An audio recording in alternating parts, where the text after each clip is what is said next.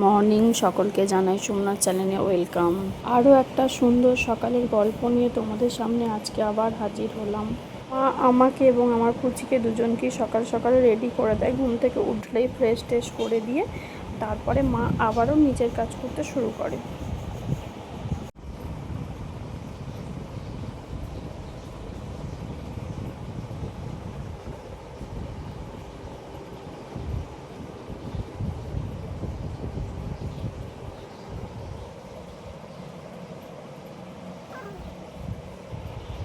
এই এত জিনিসপত্র মা রোজ ভোরবেলা উঠে কাচাকুচি করে, এর থেকেও বেশি হয়। তো নার্সিংহোমে যখন আমার বেবি হয়েছিল তখন তো আমার শ্বশুরমশাই দেখতে যায়নি।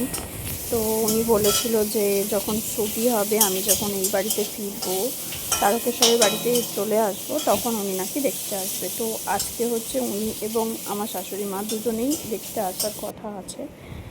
তো চলো আজকে কি মা করছে না করছে সবটাই তোমাদের সাথে শেয়ার করব। আমার শাশুড়ি মা এসেছিলো, সেটা হচ্ছে আমার যেদিনকে অপারেশন হয়েছিল, মানে যেদিনকে আমার কুচি হয়েছিল তার পরের দিনকে উনি এসেছিলো দুপুরের দিক করে আমাকে নার্সিংহোমে দেখতে, এবং আমাকে যেমন তেমন ফুচকেকে দেখতে এসেছিলো। যেদিনকে আমি অপারেশন হয়েছিলাম সেদিনকে সন্ধ্যার দিকে আমার ননদ এবং আমার ভাগ্নে এসেছিলো আমাকে বাড়িতে।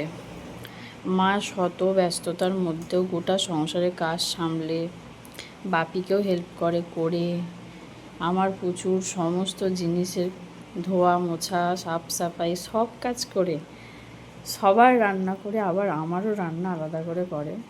আমি সম্ভব হচ্ছে মা বলেই, এদের মধ্যে যেন আলাদা একটা প্রতিভা আছে। ওই জন্য বলি যে সামনে থেকে ভগবান দেখা মানে বাবা মাকে দেখা। তো যাই হোক, এদের দ্বারাই সম্ভব হয়।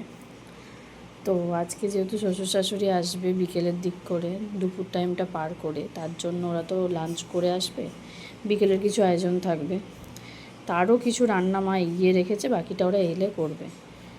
আমার যেহেতু এই এত বড় অপারেশন গেছে, তাই চিকেন তো আজকে হয়েইছে ওদের জন্য, আরও অনেক কিছু রান্না হয়েছে, কিন্তু মা আমাকে না দিয়ে থাকতে পারে, এক পিস মতো দিয়েছে, বুঝতেই পারছো, একটা আলু একটা মাংস, কারণ সবাই তো খাবে তার জন্য। এখানে আলু ভাজা আছে, যেগুলো মোটামুটি আমাকে দেওয়া যাবে দিয়েছে, প্রচুর রান্না হয়েছে, সেগুলো আমার এখন খাওয়া যাবে না।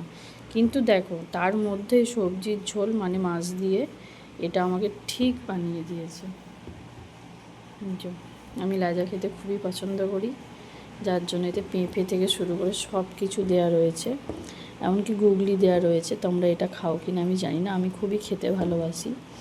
যাই হোক, এখনও খুঁজে পাচ্ছি না ঝোলের মধ্যে, সাঁতরাতে হবে অনেকটা ঝোল, তো সব কিছু দিয়ে একটা ঝোল বানিয়ে দিয়েছে, এটা পেঁপে। যাই হোক, সব কিছু রেডি করে দিয়েছে। হয়তো মা বলে এতটা সম্ভব, আমি কতটা কি মাকে যত্ন নিতে পারবো ভবিষ্যতে সত্যি জানি না, যেন নিতে পারি। এদিকে আমার শ্বশুর মশাই ওনারা এসে গেছেন। হাজবেন্ড জানালো যে ওর বাবা মা বলেছে মোটামুটি দুপুরবেলা লাঞ্চ টাঞ্চ করে ওরা বেরোবে। আমরা অনেকবার করে বলেছিলাম আমার হাজবেন্ডকে যে ওদেরকে বলো এখানে লাঞ্চ করতে, অন্তত দেরি হলেও। তো ওরা লাঞ্চ করে আসবে, করবে না বলেছিল, তাই জন্য মা বিকেলের সমস্ত খাবার দাবারের আয়োজন করছিল, এবং আমাদেরও তার সাথে রান্না বান্না তো চলছিল, আমরা তো খাবোই।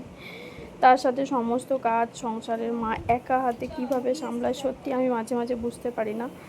মানে ভগবান না হলে এগুলো কেউ সম্ভব না। সে এক হাতে দুর্গা, মাকে ছাড়া আমি কাউকে দেখিনি বলাটা ভুল, সবাই সবার মাকে অবশ্যই দেখেছে, মানে আমি দেখিনি, আমার সংসারে তো আমি আমার মাকেই দেখে আসছি। ওই একই দিনেতে আমার মামাতো দিদিও এসেছিলো হঠাৎ ওকে দেখতে। অবভিয়াসলি আমরাও সংসার পেতেছি, আমরাও করি, কিন্তু আমি অবশ্যই এতখানি করে উঠতে পারিনি, জানি না কোনো সময় করে উঠতে পারবো কি না।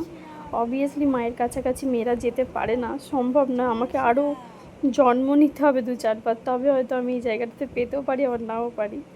বলছি আর কি, সব কিছু কী করে সামাল দেয় আমি বুঝতে পারি না। আবার মিষ্টি একটা হাসি রেখে মনের মধ্যে কোনো রকম আবেগপ্রবণ বা বলতে চাইছি রাগ টাগ না রেখে সব কিছু সামাল দিয়ে দেয়। আমি এটা ছোটো থেকেই দেখে আসছি মা।